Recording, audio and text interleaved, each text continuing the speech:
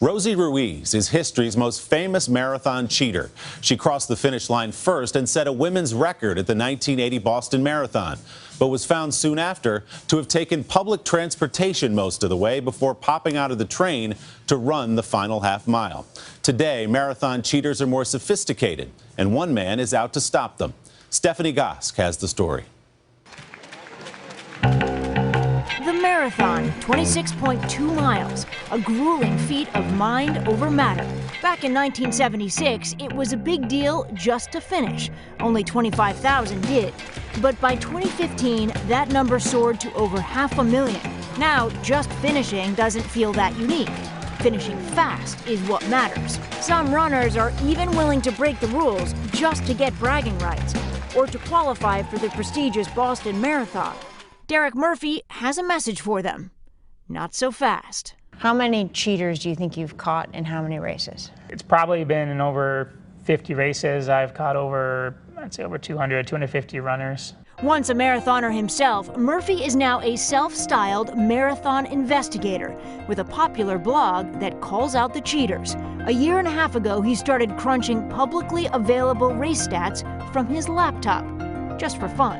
And then you said, time for an algorithm. Exactly, yeah. Yeah, when I just said, okay, how are we going to figure it out? Now, using complicated statistical analysis together with race photos, Murphy is on the lookout for what he calls irregularities. In Philadelphia this year, he found a lot of them.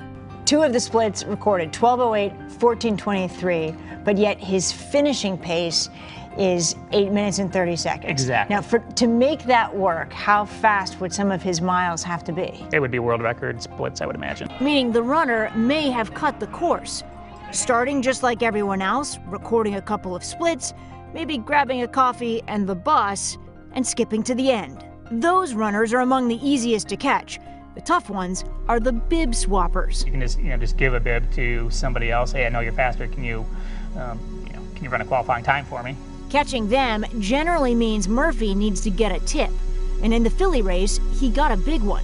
An anonymous fellow runner accused a couple of cheating the system. Murphy dug in and discovered photos showing the husband crossing the finish line alone, when his wife should have been there. They were both registered to run the race. The husband does not appear in the results at all.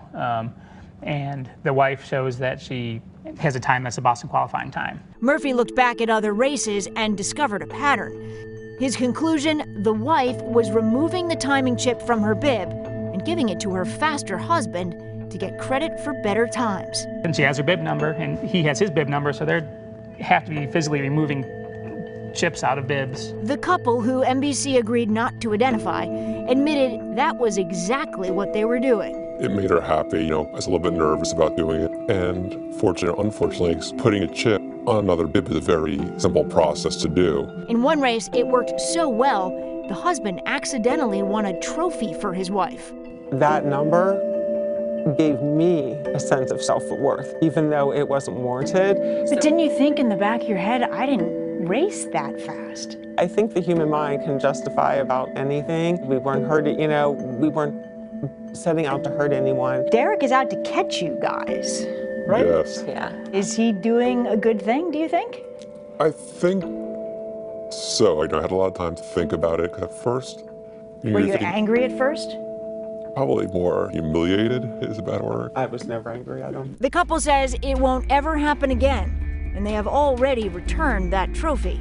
I failed myself, so any gain that I got from my self-validation was taken away completely, and I blame myself. Murphy is not posting their names in his blog, but hopes their story will be a cautionary tale. It's not a shaming website, but at the same time, if someone thinks, hey, if they cheat, there's a chance that they'll, get outed, and it's a deterrent. And Stephanie Gosk joins me now. This is so fascinating. I never thought I'd see the day when I'd see marathon runners interviewed in silhouette and with voice disguisers. What are they up to? How prevalent is this? Well, you can see there's real shame there. And I think one of the things that they said to us in our interview is that social media actually puts a lot of pressure on them, this world, this runner's world, where they have to impress their fellow runners for validation. But even more broadly, this is about kind of the human ego and the darker side of that. Yeah, and now we've got a guy whose life's work is tracking them down. So everyone, I guess, is on notice. That's right. Watch out. This guy's going to find you. Amazing story. Steph, thank you so much. Hello, Today fans. Thanks for checking out our YouTube channel. Subscribe by clicking that button down there and click on any of the videos over here to watch the latest interviews, show highlights, and digital exclusives.